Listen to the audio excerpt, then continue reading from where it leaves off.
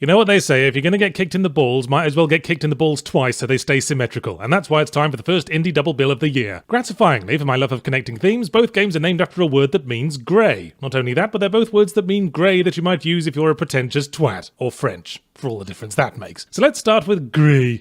Gris is a platformer. There, I've just described the game about 9 times more efficiently than the blurb on Gris' Steam page, which describes it as a serene and evocative experience about pain and an atmospheric journey through sorrow. It's a fucking platformer, alright. You remember that game Far Lone Sails, which would more accurately have been titled Car with Sails? Nice little idea about maintaining a complex vehicle on a long journey, but went for a slightly inconsistent bleak melancholy atmosphere because, as I said at the time, it had a bad case of indie game-itis. Well, Gris is patient fucking zero for indie game-itis. Always the same, these Oscar bait games. Just make an atmospheric platformer where the main character is implied to be sad and watch the best art direction prizes roll in. Gris is about a stick figure in a dress with a girl's head trying to cheer up their giant statue friend. But when that doesn't seem to be going well, she must explore a strange empty world to repopulate it with colours while being threatened by an ever-encroaching amorphous blackness, also known as baby's first metaphor. The flat-out stated intention is that this is all a metaphor for overcoming sadness, which invites further analysis. Maybe the one ability where you make yourself very heavy and do a ground pound is a metaphor for eating a bunch of cakes to cheer yourself up. In all seriousness now, Gris is of course a very beautiful game with haunting arty watercolour style backgrounds, a very good soundtrack, and what looks like hand-drawn animation as smooth as a virginal college boy's hand moving across a frustrated cougar's thigh. But then actual control was given to me and I'd push right only for the character's beautifully animated walk cycle to glide across the ground like I'm dragging an icon across a Windows desktop, and that sums up my issue with this very artistic and emotional experience, that its eyes keep glazing over whenever it has to address the whole video game thing. As I said, it's a platformer and sort of a Metroidvania because you unlock new movement abilities as you go, but there's not much point in going back to old areas unless you're having trouble sleeping. The level design kinda herds you through the set pieces and there isn't much challenge. At one pseudo-action sequence where my character was fleeing with the blackness snapping at her heels, I experimentally put down the controller and she successfully fled the blackness anyway. Gris, do you really need me here? Or would you rather just very artfully wibble away to yourself while I pop out and run some errands? I know this was the intention. Let's go back to that Steam blurb. Gris is a serene experience free of danger, frustration, or death. Listen here, clever tits. Locking myself in a fucking bathroom with a paper bag on my head would also be a serene experience free of danger and adversity, but I wouldn't base a game around it. You indie emotional experiences and walking simulators need to stop being so fucking sniffy about gameplay. Challenge is the tool by which video games pace themselves and direct the player's attention. And frankly, I found Gris to be very boring. Yes, a good story can be challenging in its own way, but what's the story here? Sad person wants to be less sad, not exactly American History X, is it? So our second game, whose title means grey, is Ashen, which initially caught my interest because at time of writing it's exclusive to the Epic Games digital store. Yeah, hope you're paying attention, Steam, because plucky little underdog massive games company Epic and its 12 or 13 games, most of which Steam already has, are gearing up to take you on. Well, it's early days yet. We might all be enslaved in the Epic megacorporation Bitcoin mines by next year. Let's not tempt fate like I did with the President Trump joke. Ashen is a Dark Souls clone. Again, I've just been about 9 times more informative than its own store page was. It's not even trying to hide the Dark Souls influence. It's a high difficulty action RPG set in a dying world, and the opening cinematic is essentially a creation myth. Although instead of an epic battle between gods and dragons, you get a bird who sits on a tree branch for a bit, then falls off. Which rather sets the tone for Ashen, and that tone is grey. Wow, both the games called grey turned out to be boring. It's almost like the colour grey has certain associations attached. What probably doesn't help is Ashen's distinctive art style that makes it look like Dark Souls the Playmobil set, where every character is a faceless plastic dolly running around a landscape that someone with far too much time on their hands made out of papier-mâché for their Warhammer meetups. And the gameplay is also the Playmobil version of Dark Souls. They give you a map for a start. Christ, why not give us fucking bunny slippers while you're at it? Dark Souls is about exploration. Sticking objective markers all over it is like publishing a crossword with half the answers filled in. Honestly though, I can't complain, because the NPC quest givers would only talk at me in flowery Shakespearean monologues, so I needed the objectives to inform me of what the fuck they actually wanted me to do. The plot of Ashen is that you're exploring the embers of the world to find NPC specialists who can come help develop your home base at Firelink Shrine. I mean Majula, I mean Vagrant's Rest. And they give you side quests to do alongside your main quest to... You know, it was probably mentioned at some point, but then the combat annoyed me too much, and all I can remember is my eyes filling up with blood. As far as I can tell, the main quest line was keep advancing along a linear string of areas so that you can do side quests in them. But that doesn't matter. I'd like to address now Ashen's most significant feature, the multiplayer. I'd like to, but sadly I have no fucking clue if I participated in it or not. How it works is you have an NPC support character most of the time as you explore, and if another player happens to be around pursuing the same quest, then they seamlessly take over your support character. Consequently, a lot of the game is designed around co-op. Dark Souls combat is best suited to one-on-one fighting, but the enemy almost exclusively ambushes in groups, and support is vital. But either I never ran into another player, or the game had assessed my combat skill and decided to exclusively matchmake me with the severely mentally disabled. I wouldn't mind an NPC that just stood still and drew aggro while playing with their belly buttons, but they're just competent enough that you start relying on them until you wade confidently into a battle and glance back to see them 100 yards behind, taking undue interest in a shelf bracket. I gave up on Ashen altogether after my 17th failed attempt to get through a long, boring dungeon trying to keep my support character alive, only to watch them thrust a bit too eagerly and plop off the walkway yet again. It'd be a good scam, wouldn't it, claiming that we're playing co-op with uncommunicative humans indistinguishable from NPCs. It'd be like an inverse of the Dumbo's magic feather trick. Maybe I could have beaten that dungeon if the other guy hadn't been such a fuck-up. Haha, don't you see? There was no other guy. The fuck-up was in you all along.